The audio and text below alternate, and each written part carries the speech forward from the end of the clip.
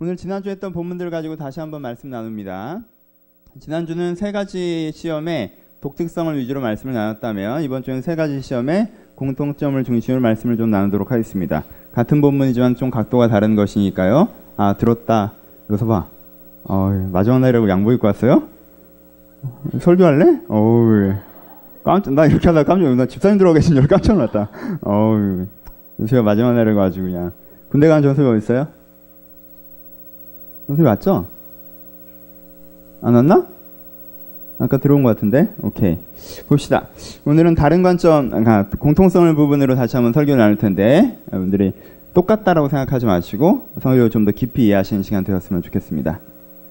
무라카미 하루키의 소설 중에서 100% 여자를 만난 일에 관하여라는 소설이 있습니다. 아십니까?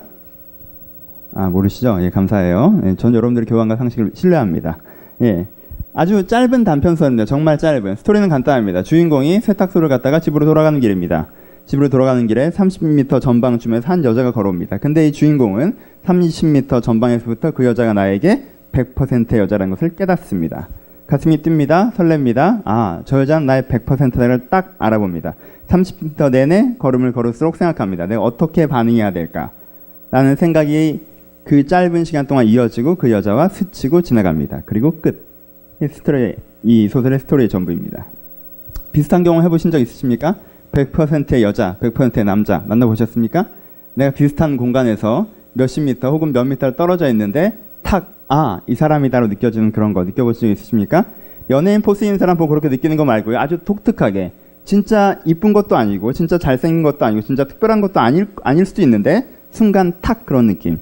전 20살 때가 처음이었던 것 같습니다. 강남역 지하에 있는 동화서점이었습니다. 베스트셀러 코너에 서 있었습니다. 7시 30분쯤이었습니다. 제가 서 있고 3m쯤 옆에 한 여자가 걸어왔습니다. 얼굴을 보지도 않았습니다. 내가 책을 읽고 그 여자의 책을 딱 드는데 100% 여자라는 느낌이 들었습니다. 사랑해 여보, 괜찮아요? 20살 때 17년 전 얘기입니다. 예. I love so much. 괜찮아요? 내가 왜 이해화를 했지? 내가 오는데 다른 것도 있었을 텐데. 오케이. 어제는 다이어트 얘기했는데 오늘 내가 순서를 바꾸고 그랬네. 오케이. 헬싱에 갑시다. 느꼈습니다. 30분 동안 난 여기서 책을 받고 30분 동안 그 여자애도 거기다 책을 받습니다. 계속 생각했습니다. 띵킹. 그리고 그 느낌을 되게 즐겼습니다. 그리고 30분 정도 지나서 책을 내려놓더니 역 쪽으로 걸어 나갔습니다. 내 성격이 어떻게 했을까? 따라갔습니다. 몇 마디 말을 걸었습니다. 정중한 거절을 당했고요. 그걸 끝. 그 다음에 보지 못했습니다. 얼굴도 기억 안 나요. 누구였는지 잘 모르겠어요. 근데 그 느낌은 기억합니다. 기억하십니까? 100% 여자를 만난 일에 관하여. 없어? 그럼 여러분들 은사가 있으신지 점검하십시오. 독신에. 20살 때 얘기라고 했죠. 다시 해봅시다. 이게 만약 어제라면 20살 때 내가 이런 일이 있었는데 그건 나에게 굉장히 즐거운 추억이었어요. 아내에게 농담으로 얘기할 수 있을 만큼 재미있는 추억입니다.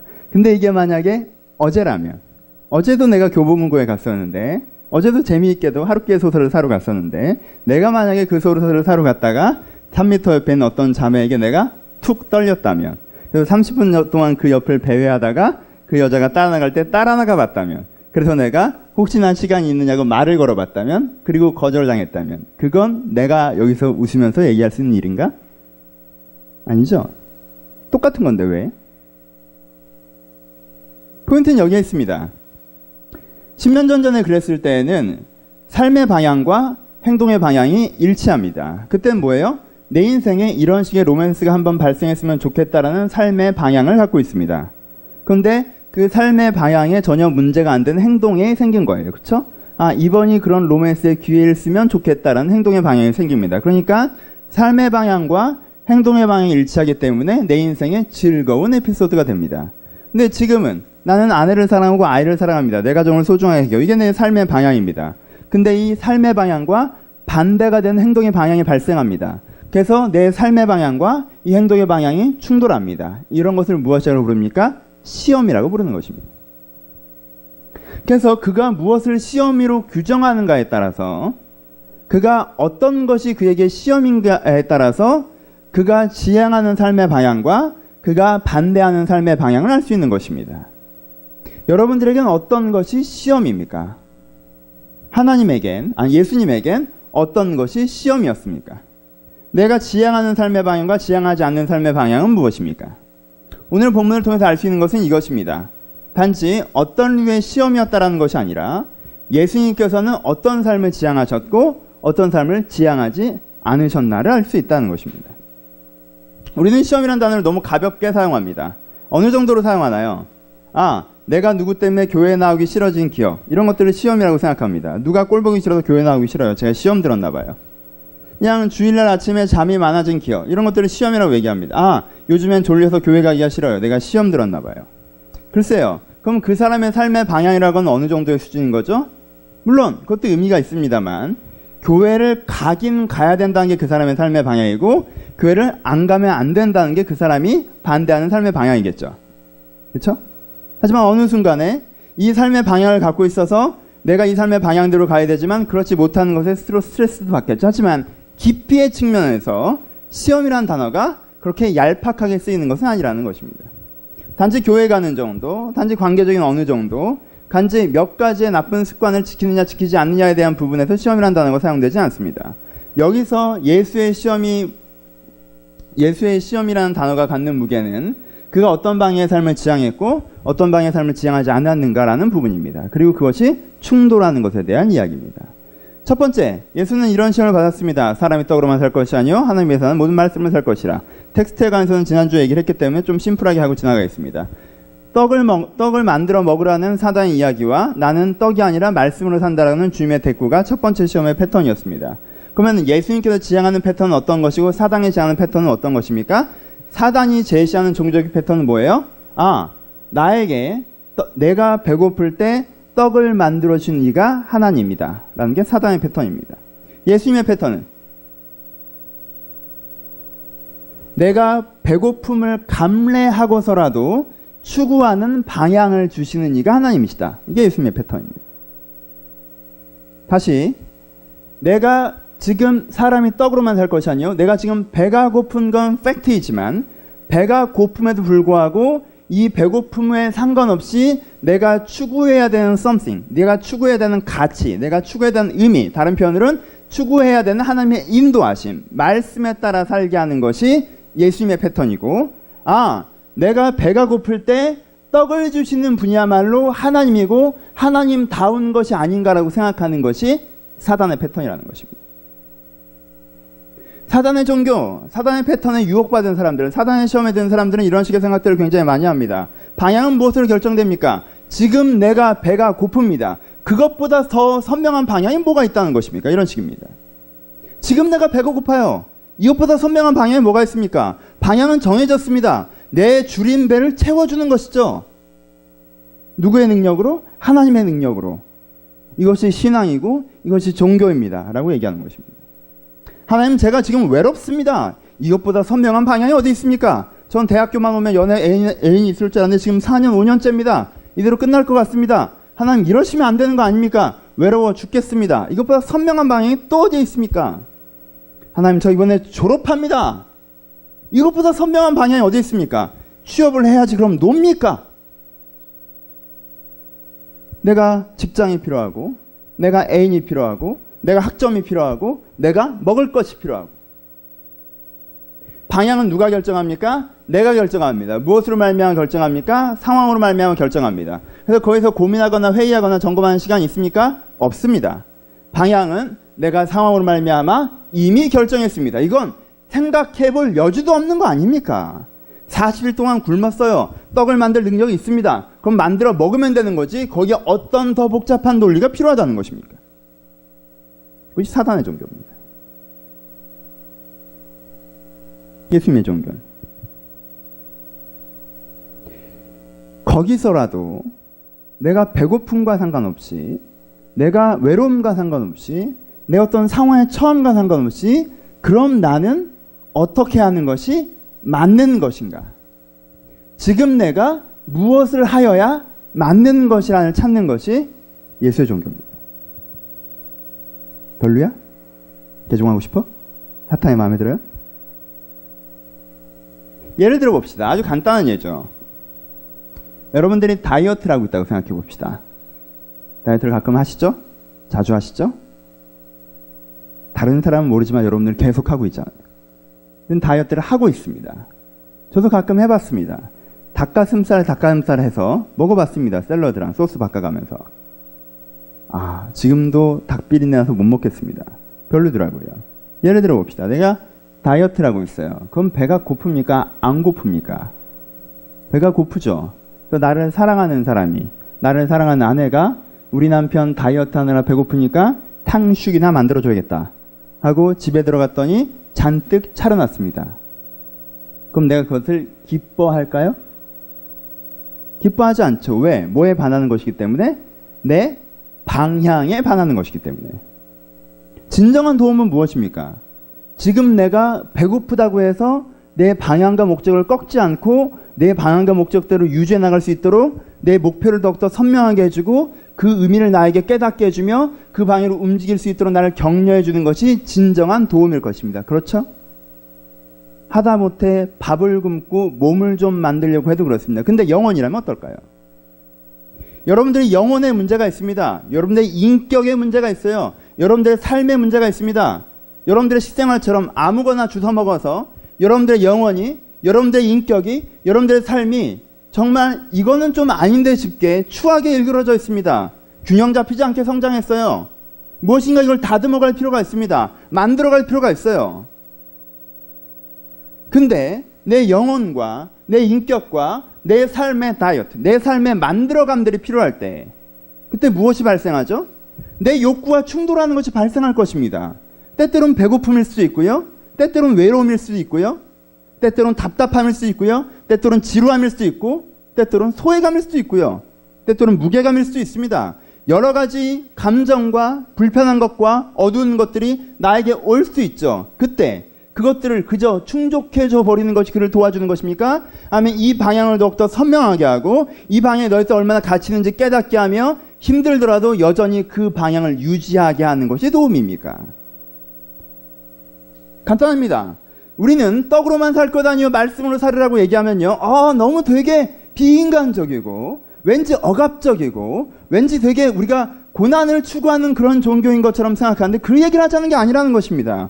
떡으로만 살 것 아니요 무조건 굶으라고 얘기하는 거 아닙니까? 아닙니다. 고행을 추구하라고 얘기하는 게 아니에요. 포인트는 어디 있습니까? 내 순간적으로 일어나는 그것들에 대해서 충족시켜주는, 내가 배가 고프니까 떡을 주시는 분이 하나님이라고 생각하는, 다른 편에서 내가 방향을 정하고 하나님은 거기에 대해서 리스폰스, 반응만 해라고 얘기하는 이것이 잘못된 것이고, 하나님께 무엇을 구하는 것? 방향의 선명성을 구하는 것, 그 방향의 의미를 구하는 것, 그 방향의 가치를 구하는 것, 그래서 내가 여전히 그렇게 걸어가게 하는 것을 구하는 것, 떡으로만 사는 것이 아니라 말씀으로 사는 것, 이것이 예수가 추구하는 종교라는 것입니다. 묻습니다. 여러분들에게 종교는 좋음입니까? 맞음입니까? 여러분들에게 종교는 좋음입니까? 맞음입니까? 여러분들은 의를 추구합니까? 도움을 추구합니까? 오늘의 세 가지의 이 시험은요, 사실 한 가지의 시험의 세 가지 변주곡입니다. 그 한 가지 시험, 이 세 가지 시험의 핵심은 이것입니다. 하나님은 의이고 내가 그 의의 종교를 추구하는가, 아니면 하나님의 도움이고 내가 도움의 종교를 추구하는가. 사단은 끝없이 종교는 그저 도움이라고 우리 가운데 얘기하고 싶어 합니다. 하지만 하나님은 끝없이 종교는 의라고 우리 가운데 얘기하는 것입니다. 두 번째 시험도 결론적으로 마찬가지 패턴입니다. 어떤 것이죠? 너를 성공하게 해주는 그가 하나님이다라고 얘기하는 것이 두 번째 시험입니다. 천하 만국을 준다? 그럼 그가 너의 하나님이 아니냐, 그에게 절을 하라. 너를 성공시켜준다? 너에게 의미 있는 자리를 준다? 네가 원하는 어떤 포지션을 너에게 준다? 그가 하나님이 아니냐? 나를 성공하게 하는 그가 하나님이다라는 게 사단의 패턴입니다. 사단의 견해이죠. 그럼 예수님의 견해는 내가 어디 있건 상관없이 하나님의 기준을 유지하고 가는 것이 성공이라고 얘기하는 것이 예수님의 종교입니다. 내가 성공을 하면 그것이 곧 하나님이라는 그런 것이 아니라 내가 어느 위치에 있건 간에 하나님의 기준을 유지하고 있을 때가 진정한 성공이라고 고백하는 것이 예수의 종교입니다. 재밌는 거 알아요? 많은 종교들이 자기 종교의 확신성들을요, 성공적임으로 평가합니다. 내가 예수를 믿고 이렇게 됐습니다. 중간의 과정이나 의미는 설명하지 않고 내가 예수를 믿고 성공한 사업가가 됐습니다. 내가 예수를 믿고 내가 좋은 학교에 입학했습니다. 내가 예수를 믿고 이렇게 되었습니다. 하나님께서 나에게 이것을 선물해 주셨습니다. 하나님께서는 살아계시고 능력이 있으십니다. 맞습니까? 맞아요?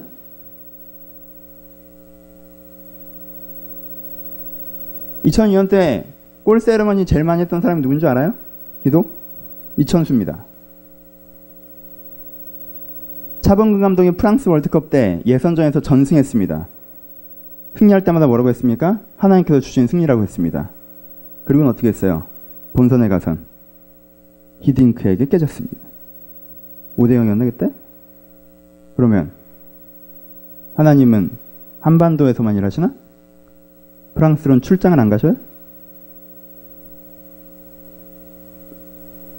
우리가 어떤 성공이 곧 하나님의 가치이고 능력이란 듯이 어떤 성공을 이루었으니까 내 하나님이 맞다라고 얘기하는 것이 얼마나 자주 하나님을 우스꽝스럽게 하는지 아십니까?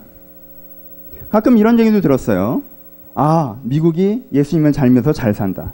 한국이 예수를 잘 믿어서 여기까지 됐다. 그럼 일본은 핵폭탄 떨어지고 세계 2위까지 올라간 일본은, 중국은 지금 G2인데 중국은, 중동은 진짜 신의 축복을 받은 데는 중동이 아니에요. 얘들은 석유 위에 떠 있잖아. 그들이 항상 그렇게 얘기합니다. 열강이 우리를 침략해도 신이 우리 가운데 준 축복이 바로 석유라고 얘기해요. 그들과 너는 얼마나 깜짝 놀란 축복입니까? 옛날부터 거기 살았는데 땅을 팠더니 터진 거예요. 그리고 그걸로 다 삽니다. 일을 할 필요도 없어요. 노동을 할 필요도 없습니다. 산업을 일으킬 이유도 없어요. 그냥 파고 팔면 되는 거예요. 그게 축복이지, 전쟁 나서 생고생을 하다가 난장판을 겪고 민주화를 겪고 쿠데타를 겪고 살만한데 사실 일본보다 훨씬 못 살고 중국에 치인 우리야? 하나님이 나와 함께 하셔서 내가 성공했습니다. 이게 하나님께서 살아계신 증거입니다라고 얘기하면 퍼센테이지로 따집시다. 세상에 제일 돈 많은 사람들 기독교인들일까요? 신실한 기독교인들일까요? 그럴 것 같아요? 세상에 제일 돈 많은 사람들이, 여러분들은 다 미국 사람들인 줄 알죠? 진짜 돈 많은 사람들이 주로 어디 있어요? 100대로 치면요, 인도에 참 많습니다. 그리고요, 중동에 많습니다. 그리고요, 중국에 생겼습니다. 그리고요, 러시아 애들입니다. 그 중에 건강하게 돈 버는 사람들 퍼센테이지가 몇 퍼센트일 것 같아요? 하나님이 잘 믿으면 성공적으로 한다면 1등부터 100등까지는 최소한 70%는 예수 믿어야 되는 거 아니에요? 우리가 생각하는 생각, 내가 성공하면 그것이 곧 하나님의 영광이다? 다른 포인트도 생각해보죠. 물론 한 기업의 가치를 폄하할 마음은 없습니다. 하지만 우리나라에서 대표적인 기독교 기업은 이랜드입니다. 이랜드가 최근에 가장 유명하게 치렀던 사건은 고용승계 문제 때문에 일어난 사건이었습니다. 그렇죠? 까르푸를 인수하면서 고용까지 인수하기로 했습니다. 근데 고용까지 인수하기로 한 다음에 6개월 뒤에 다 잘라버렸어요, 아줌마들을. 근데 그분들이 이마트 가서 데모하고 막 난리치고 법적으로 아무 하자 없다고 쫓아내고 공권력 동원하고. 맞습니까? 그래요. 경제적으로는 성공했습니다. 아직 망하지 않고 더 잘 나오고 계십니다. 한국 유통업계를 장악하고 계시죠. 그래서 어떻게 거기까지 가셨는데요? 그래서 사람들이 역시 기독교인들은 다르다고 존경하나요? 기독교 기업이니까 사회윤리적 가치를 실현하고 있다고 생각하나요? 거기에 인권이 있다고 얘기하나요? 사랑이 있다고 얘기하나요? 역시 하나님께서 살아계셔서 유통업계의 황태자로 만들어주셨다, 이러면 되는 겁니까? 여러분, 뭐가 하나님을 입증하는 건지 오해하지 마십시오. 반대쪽에 이게 있습니다. 어느 자리에 있더라도, 어느 위치에 있더라도 그것이 큰 자리건 작은 자리건 상관없이 그가 하나님의 기준을 유지하는 것, 이게 성공입니다. 다 돈 받아 처먹는데 혼자 돈 안 받는 구급동무원, 다 불이한 방법으로 물건 만들고 팔아먹는데 자기만 꼭 정품 쓰고 순정품 써가면서 제대로 된 제품을 만들어서 손해보는 기업인들, 자기가 번 돈은 다 자기 회사에 투자해서 자기가 재생산하기도 바쁜데 그거에서 일부는 사회적 책임이라고 꼭 나누는 사람들. 훨씬 더 작은 기업이라 할지라도 그래서 그 울림이 있는 것. 작은 현장이라 할지라도 소리가 있는 것. 하나님의 의의 사운드가 있는 것. 이걸 성공이라고 부릅니다. 이것이 예수가 추구하는 종교입니다. 이랜드가 한국 기업계에 미치는 영향은 아무것도 없습니다. 왜요? 외국에서 쓰는 독점적인 방식을 그냥 쓰기 때문에 그렇습니다. 새로운 방식, 새로운 룰을 만들어내지 않았어요. 하지만 안철수 연구소는 새로운 룰을 만들었습니다. 훨씬 작은 기업이에요. 하지만 룰을 만들었습니다. 기업은 회장의 것이 아니라 사원들과 공유하는 것이다.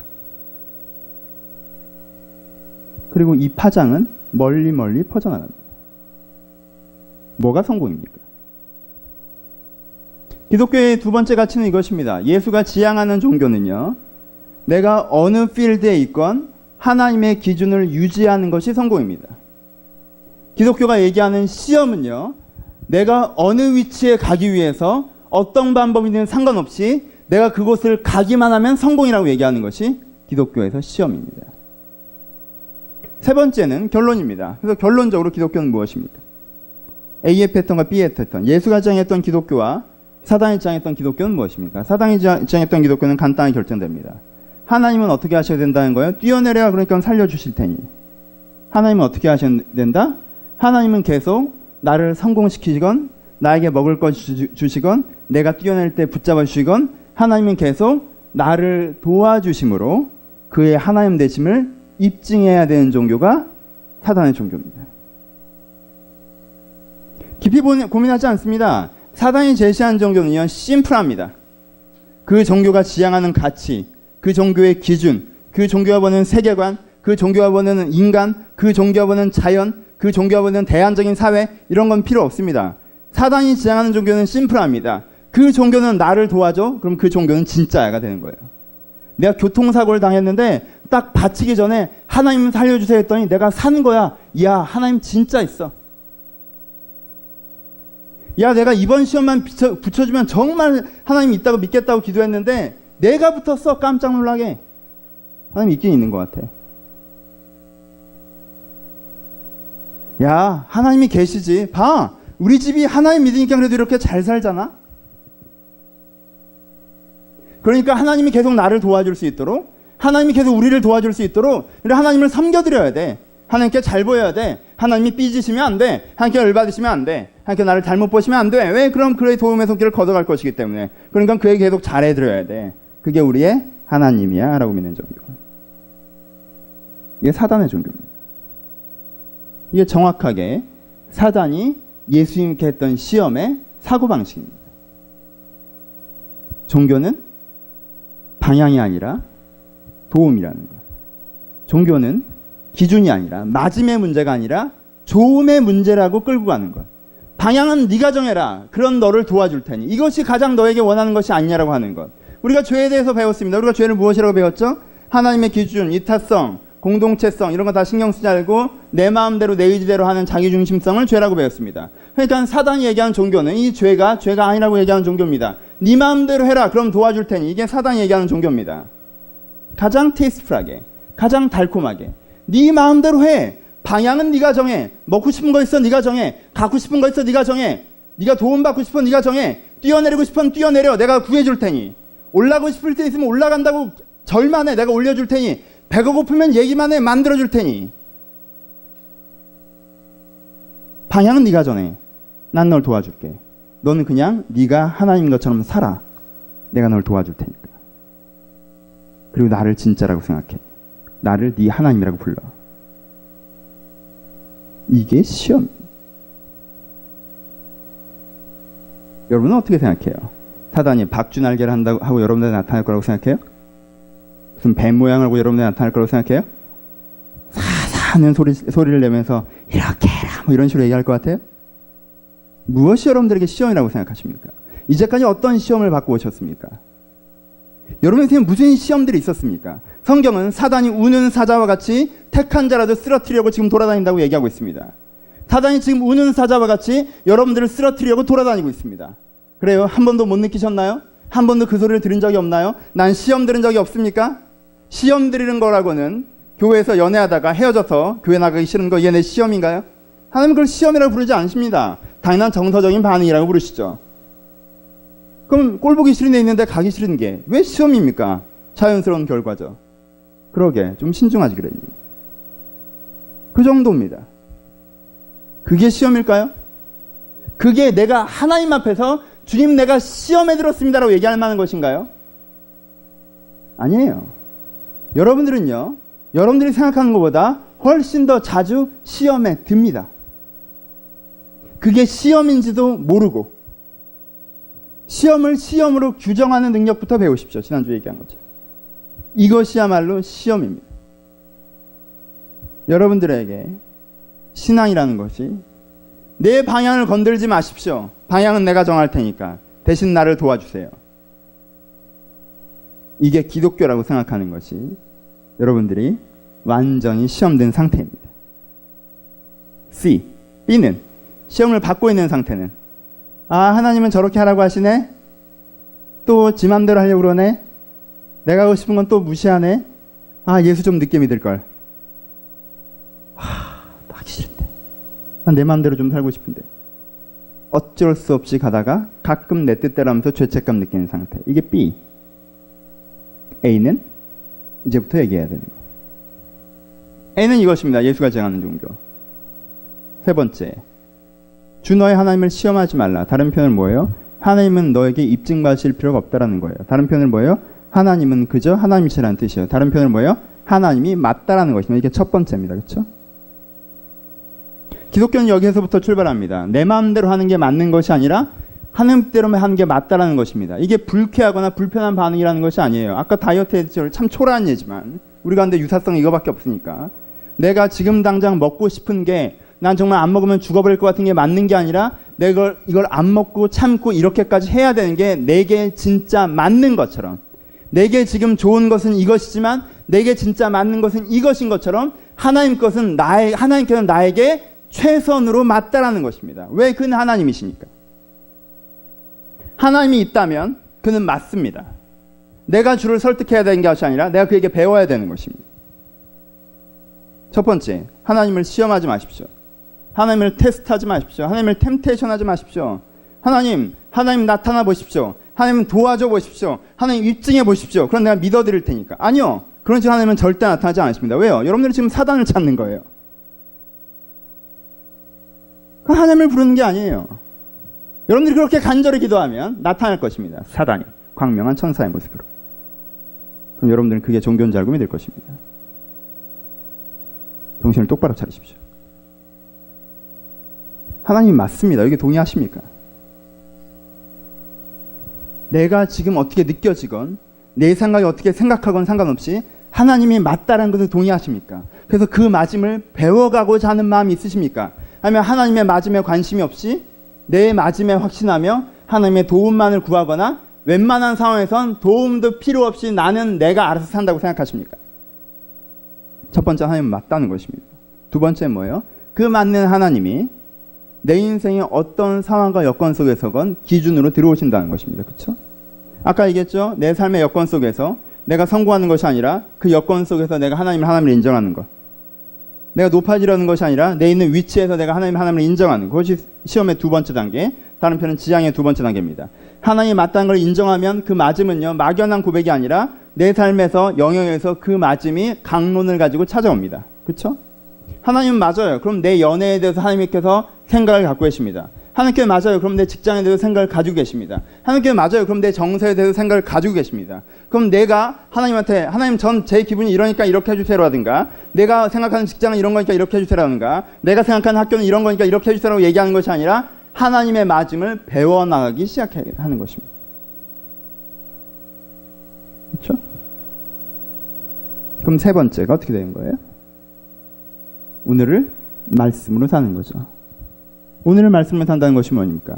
하나님의 맞음에 동의하고 그 맞음에 동의했기 때문에 내 삶의 영역에서 그것이 어떤 폴더이건 간에 그 폴더에 대한 하나님의 생각들을 배우고 그래서 그럼 내가 오늘 어떻게 해야 되는지를 결정하는 것. 그럼 내가 오늘 어떻게 해야 되는지를 하나님과 함께 동감하는 것. 이것이 세 번째, 말씀으로 사는 오늘이 되는 것입니다. 그래서 이 세 가지를 합치면 그저 심플하게 신앙이라는 것은 하나님의 의, 하나님의 마짐에 내가 동감하고 동의하고 동감하고 행동하게 되는 것을 의미합니다. 이것이 우리가 사단의 종교라고 부르는 것의 반대쪽에 있는 하나님의 종교입니다. 아주 어려운 것 같아요. 좀 현학적입니까? 좀 추상적이에요? 좀 구체적으로 합시다. 어렵지 않아요. 사단의 종교와 하나님의 종교를 나눠봅시다. 여러분, 오늘은 연애를 시작했으니까 연애로 가보죠. 내가 누구 때문에 설렜습니다. 떨려요.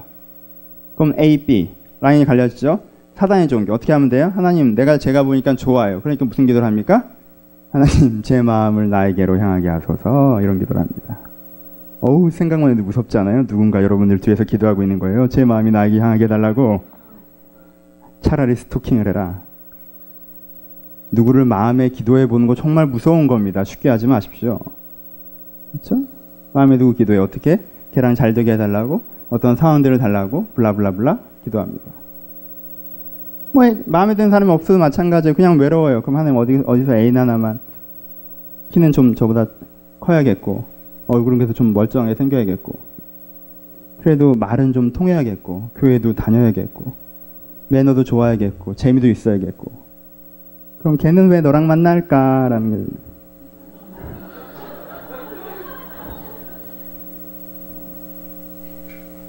반대쪽은 어떻게 됩니까? 누구가 뭐 설레요. 묻습니다. 하나님의 맞음을 인정합니다. 내 설렘에 반응하기보다 하나님께 이 문제를 인도함을 받고 싶습니다. 주님, 건강한 연애란 어떤 것입니까? 내가 지금 연애를 하는 것이 어떤 의미입니까? 하나님께서 이게 조명하십니다. 말씀하십니다. 너 지금 타잔놀이 하는 거 너 지금 타잔놀이 하고 있다는 거 알지 않느냐? 너 3개월짜리 한 번 2주 쉬고 5개월짜리 한 번 3주 치고 지금 또 시작하겠다고? 내가 보기엔 너 좀 쉬어야 될 것 같다. 너 약간 정서장애 아니냐? 의존장애 아니냐? 지금은 네가 연애하기보다는 네 스스로 네 자신을 찾아가야 될 때가 아니냐? 그리고 걔 별로다. 그러면 참는 거. 별거 아니에요. 내가 하나님의 종교를 믿느냐 사단의 종교를 믿느냐 별거 아닙니다. 물론 쿨하게 종교 양쪽 다 안 하시는 분들 계시죠. 기도 안 해보고 지가 그냥 하는 거. 에라이, 차라리 사단의 종교라도 믿어라. 그건 종교가 없는 사람이고. 어렵지 않아요. 모든 영역에서 마찬가지입니다. 여러분은 지금 졸업하십니까? 취업 준비하고 계세요? 어떤 직장으로 결정하셨습니까? 왜 결정하셨습니까? 어떤 기준으로 결정하셨습니까? 언제 결정하셨습니까? 결정 다 해놓고 하나님, 저 이거 아니면 안 되는 거 아시죠? 꼭 해주셔야 돼요. 하나님, 이제까지 저한테 해준 게 뭐가 있으세요? 이번 한 번만 도와주시면 블라블라블라. 협박을 했다가 달랬다가 하나님을 이번 한 번만 도와주세요 했다가 안 할 것 같으면 이번에 안 도와주면 전 아마 크게 상심해서 교회를 떠날지도 모릅니다 라는 식으로 했다가 그것도 다 안 먹히는 것 같으면 에이, 종교고 뭐고 신앙이고 뭐고 그냥 내 문제는 내가 알아서 하는 거고. 아니면 반대쪽, 하나님, 제가 이걸 하려고 생각하고 있습니다. 이것들이 어떤 것입니까? 이것이 어떤 것입니까? 이 일을 내가 하고자 하는 이유는 건강한 것입니까? 내 마음과 의도를 깨닫게 하시고, 하나님께서는 이 일을 하는데 어떤 의도를 바라보고 계십니까? 하나님께서는 내가 어떤 직장, 어떤 영역에서 일하길 바라십니까? 하나님께서 보시는 내 재능과 성품은, 기질은 무엇입니까? 하나님께서 안타까워하시고 일하길 원하시는 세상은 어디입니까? 그러면 내가 그곳으로 가는 거예요. 이것은 막연하게 하나님은 진리이다, 맞음의 종교이냐 조음의 종교이냐 이렇게 철학적인 단어로 표현하면 좀 멀리 있는 것 같지만 아니요, 여러분들 삶에 굉장히 가까이 있는 것입니다. 여러분들은 A의 종교를 믿고 있습니까? B의 종교를 믿고 있습니까? 둘 다 안 믿고 C의 길로 가고 계십니까? 여러분들에게 신앙은 어떤 영향을 미치고 있나요? 여러분들의 신앙은 여러분들의 판단과 여러분들의 결정과 여러분의 삶의 근거와 방향과 어떤 영향을 미치고 있습니까? 하나님은 분명히 이것을 해주실 수 있는 분입니다. 이것이 우리 가운데 필요한 것입니다. 어제도 잠깐 얘기했지만 가끔 보면 배우자 기도하시는 분들이 있어요. 하십시오. 일찌감치 여러분들 결혼을 위해 기도하시고요. 배우자를 위해 기도하십시오. 어떤 분들은 이렇게 하십니다. 1번부터 15번까지 자기가 원하는 덕목을 써놔요. 키는 어떻고 직장은 어떻고 성품은 어떻고 블라블라블라블라 써놓습니다. 그리고 가끔 이런 분들을 봐요. 내가 그렇게 몇 년 동안 기도했더니 정말 그런 사람 만나게 주셨다고. 이거 기독교예요? 이거 기독교입니까? 몸무게까지 맞춰주셨다고. 이거 기독교예요? 그 몸무게 바뀌면 응답이 틀어지나? B의 종교입니다. 방향은 내가 정하고 하나님께 날 도우라고 하는 거. A의 종교는 뭐예요? 결혼기도 하세요. 15가지 덕목을 정하셨습니까? 그걸 놓고 기도하시다 보면 하나님께 가르치실 것입니다. 무엇이 맞고 무엇이 틀린지. 아, 이건 내가 인간적으로 바라봤던 거구나. 아, 이런 게 필요한 거구나. 아, 이건 내가 잘못 생각했던 거구나. 이게 필요하구나. 아, 이건 내 생각이랑 주변 생각이랑 맞았던 거구나. 그럼 그렇게 기도하다 보면 새로운 항목들이 만들어지는 거예요. 이게 기독교입니다. 하나님은 좋음이 아니라 맞음입니다. 하나님은 도움이 아니라 방향입니다. 결론 갑시다. 우리 가운데 가장 필요한 것이 방향이라는 것을 기억하십시오. 여러분들이 제일 힘들 때는요, 제일 힘들 때는 도움이 없을 때이기보다 방향이 없을 때입니다. 대부분의 아이들이 대학 처음 가서 힘들어합니다. 왜요? 방향을 잃어버렸기 때문에 그렇습니다. 여기까지 오는 방향은 있었는데 여기서부터 갈 방향이 없기 때문입니다. 내가 여기 이상향인 줄 알고 왔는데 이상향은 쥐뿔. 그렇게 되면 없어집니다. 흐트러집니다. 그때가 제일 힘듭니다. 대학교 1학년 때 얼마나 잘 놉니까? 얼마나 편하게 놉니까? 저도 제 인생에 가장 속 편하게 놀았던 시절이기도 한 것 같습니다. 근데 내가 상기해보면 그때가 행복했다고 내 스스로 실전적으로 그때 느끼고 있었나? 아니요. 제 기억은 그렇지 않습니다. 저는 지나왔기 때문에 이렇게 얘기하죠. 아, 그때 왜? 아유, 별것도 아닌 거 가지고 그때 참 즐거웠던 시절인데 지금 생각해보면 참 아름답다. 글쎄요. 하지만 그때 나는 최소한 그렇지 않았습니다. 그럼 우리는 정직해야 됩니다. 그때 안 그랬으면 안 그랬던 겁니다. 왜 그랬어요? 방향이 없으면요, 사람은 힘이 듭니다. 진리를 알지니 진리가 너희를 자유케 하리라는 말씀을 겨울 수련회 때 잠깐 했었습니다. 기억하십니까? 진리가 너희를 자유케 하신다고 하셨습니다. 자유에는 뭐가 필요해요? 여러분들 내버려두면 자유롭습니까? 여러분들 방학하면 자유로우실 것 같아요? 여러분들 집에다가 돈이 없으니까 부자로 하면 한 100만 원, 작아? 150만 원? 그렇겠어? 설마? 한 100만 원 넣어주고 여러분들 네 한 달 네 마음대로 하라 그러면 자유로우시겠습니까? 1년 여러분들에게 그런 식으로 돈 주고 네 멋대로 살아 그러면 자유로우시겠습니까? 세상에 가장 자유롭지 않은 사람이 누군지 아십니까? 백수입니다. 돈이 없어서가 아니에요. 뭘 할 줄 몰라서 부자연스러운 것이 백수입니다. 해봐서 알잖아. 노는 것도 한두 달이지 쉬는 것도 하루 이틀이고. 그게 가장 어려운 거예요. 사람이 왜 자유롭지 않은지 아십니까? 내가 지금 무엇을 해야 될지 몰라서 자유롭지 않은 것입니다. 사람에게 자유로우려면요, 맨 처음 필요한 건 방향입니다.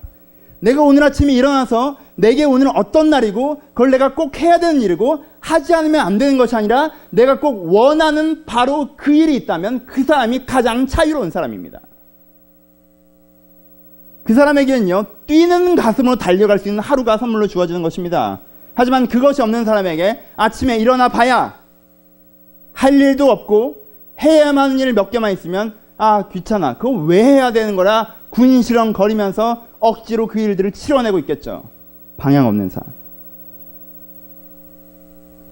여러분들에게 하루에 풀 스케줄이 있을지도 몰라요. 돈도 벌어야 되고 공부도 해야 되고 학점도 쳐야 되고 사람도 만나야 되고. 근데 얘랑 진짜 재미없는데 내가 왜 만나는지 모르겠고 이 공부를 하고 졸업해서 뭘 어쩌자는 건지도 모르겠고 그리고 내가 이 알바를 해서 번 돈 갖고 뭘 어쩌자는 건지도 모르게 그렇게 해나가신다면 그때가 가장 사람들이 부자유스럽고 불편하고 해피하지 않을 때라는 거예요. 여러분들 진짜 필요한 게 뭔지 아십니까? 방향입니다.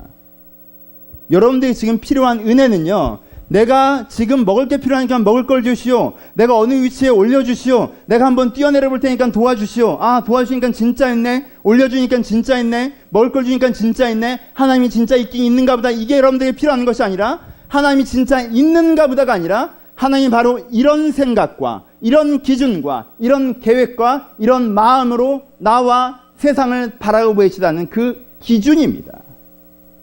그래서 이렇게 살아야 돼. 이리로 가야 되는구나. 이것이 내가 꿈꿔야 되는 삶이구나가 있는 것. 그것이 우리 가운데 필요한 은혜입니다. 그리고요, 예수가 그렇게 살았던 것입니다. 이 시험을 이긴 예수의 삶을 보십시오. 예수가 만약 이 시험에 빠져들었다면, 예수가 만약에 이 세 가지 시험에 빠져들었다면 예수의 삶이 어떻게 됐을까요? 자기가 힘들면 못 해먹겠다, 쉬자. 예수는요, 정말 힘들게 살았었는데 내가 힘이 들면 자고, 먹고 싶으면 먹고, 가고 싶으면 가고, 멈추면 멈췄다면, 그렇게 예수가 사역을 대충 했다면, 그냥 예수는 사람들의 기부와 헌금과 이런 것을 받아가면서 어렵게 생활했는데, 내가 왜 이런 허름한 천막에서, 내가 이런 배귀퉁이에서 내가 이렇게 노숙을 하면서 살아야 돼? 나는 떡을 만드는 능력이 있는데, 집을 지을 능력이 있는데, 그 손가락 하나로 딱 황홀한 궁궐 같은 것을 만들어 놓고 거기서 하룻밤을 지내고 이런 식으로 사역했다면, 예수가 만약에 높아지는 것을 추구했다면, 그래서 모든 사람들이 뛰쳐나와서 호산나 호산나 다윗의 자손 예수여, 당신이 우리의 왕이 되소서 할 때 내를 너무 왕이 돼버렸다면, 예수가 입증하기를 되게 좋아해서, 니네 나 안 믿어? 니네 내가 안 믿겨? 그럼 내가 진짜 나 한번 믿게 해줄게. 니네 뭐 보여줄래? 뭐 보여줄까? 하늘 한번 갈라진 거 보여줄까? 그래, 하늘 갈라져. 이런 거 했다면, 천사 보여줘. 천사 한 100명 뛰어와. 이런 거 했다면, 그래, 니네 뭐 하고 싶어? 한꺼번에 하자. 한꺼번에 이스라엘 전역에 만나 매출액 한번 쫙 쏘셨다면, 딱 해서 로마 군대의 칼이 다 없어지게 하는 그런 마법사 같은 패턴으로 하셨다면, 그럼 이 예수의 사역은 이루어졌을까? 이스라엘 역사의 가장 위대한 마법사가 탄생했겠지, 이스라엘 역사의 메시아는 없었을 것입니다. 근데 예수는 때때로 그렇게 하고 싶었으나 그렇게 하지 않았습니다. 어떻게 하십니까? 왜 그렇게 하셨습니까? 하나님께서 나를 보내신 이유와 목적이 있었어요. 자기가 진정 꿈꾸는 이유와 목적이 있었어요. 예수는 사람들과 하나님을 다시 한번 화목하게 하는, 이 사람들이 다 지멋대로 사는 것이 아니라 하나님과 다시 가족처럼 살았으면 좋겠다라는 자기 아버지 되신 하나님의 마음과 막 살기 때문에 힘든 이 사람들에 대한 그 갈라지는 관계에 대한 안타까움을 가지고 왔다는 목적이 있었습니다. 그 목적은 뭘 만들었습니까? 강론을 만들었습니다. 그러면 내가 십자가를 지는 방식, 나 이런 식으로 표적을 증거하는 방식, 내가 이런 식으로 말씀을 가르치는 방식, 내가 이런 식으로 병자를 돌아보는 방식으로 살아야겠구나라는 강론이 있었습니다. 그래서 오늘도 그가 배가 고파도 거기서 떡을 만들지 않고 줄이는 것이며, 피곤해도 물가에서 그냥 노숙하듯 잠드는 것이며, 그가 무시를 당하고 멸시를 당하고 자기가 자랐던 동네에서도 그 함부로 조롱을 당하면서도 도망자처럼 피해 나가는 것입니다. 말씀으로 사는 것이죠. 그리고 목적이 이루어지는 것입니다. 어떻게 살고 싶으십니까? 결정을 하셔야 돼요. 뭘 믿을지 결정을 하셔야 됩니다.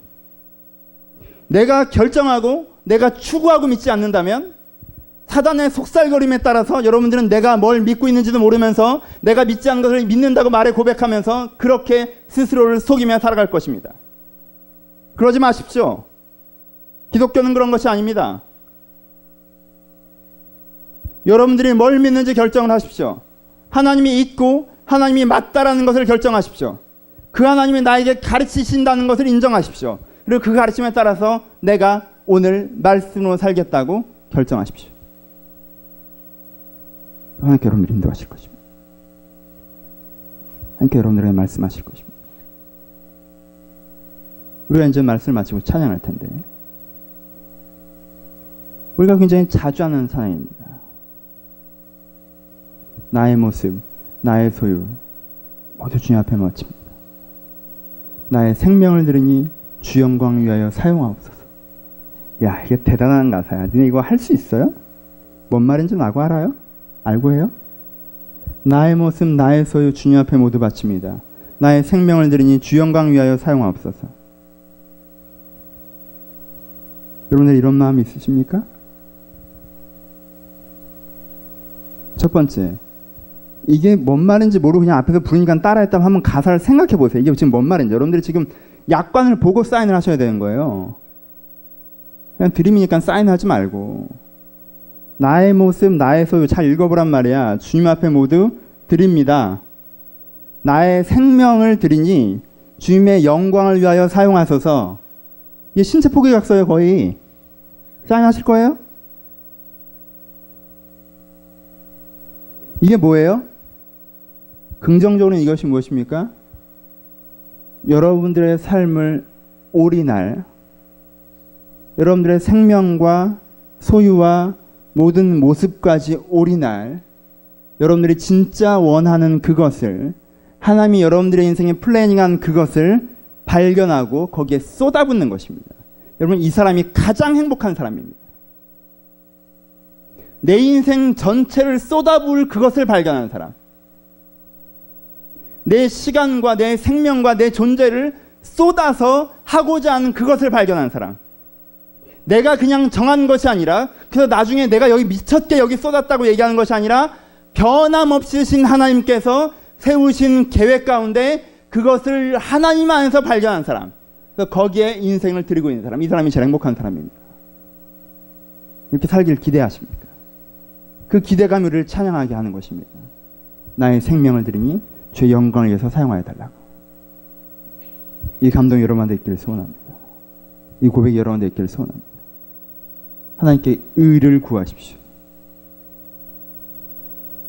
위시리스트가 겹쳐있는 기도 제목을 무슨 낭송문 낭송하듯이 암송하지 마시고 하나님의 의를 구하세요. 하나님의 방향을 구하십시오. 하나님의 인도를 구하십시오. 우리의 선하신 목자는 우리를 지키시기 이전에 우리를 인도하시는 분이십니다. 그리고 그 인도를 따라갈 때 그가 우리를 지키시는 것입니다. 여러분들 그 인도를 무시하고 여러분들의 뜻대로 간다면, 무리를 떠나서 길 잃어버린 양이 되어서 내 마음대로 간다면 그 목자는 여러분들 두들겨 패실 겁니다. 목자는 그런 분입니다. 내가 어디로 가든 내 뒤를 졸졸 따라가면서 그래 네가 방향은 정해라 내가 지켜줄 테니라고 얘기하는 것이 아니라, 그 목자의 지팡이를 우리가 신뢰함으로 따라갈 때 그가 우리를 푸른 초장으로 인도하는 것이며, 따라갈 때 그가 우리를 지키는 것이며, 내가 때때로 떠나간다 할지라도 다시 그 무리로 다시 인도하여서 여전히 인도하시는 것입니다. 오늘 그것을 구하십시오. 주 나를 인도하소서. 내가 이 공부를 왜 하는지, 내가 그 꿈을 왜 가졌는지, 내가 이 놀이를 왜 하는지, 내가 이 관계를 왜 가지고 가는지 하나님 앞에서 알게 하시고, 하나님 앞에 깨달아진 그것이 힘있게 나를 인도하는 그 힘이 되게 해달라고. 그런 고백으로 가실 때 주께는 여러분들이 인도하실 것입니다. 같이 기도하시겠습니다.